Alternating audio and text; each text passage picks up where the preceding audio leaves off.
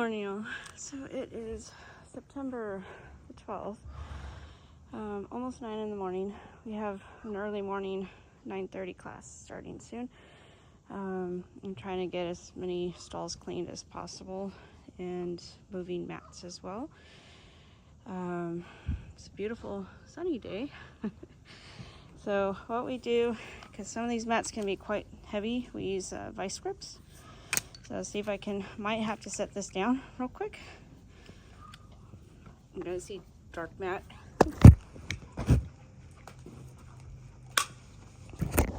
And maybe hear horses eating. That is Johnny. So we just use these. Oh wait, I have to set down again. And that's how we move mats.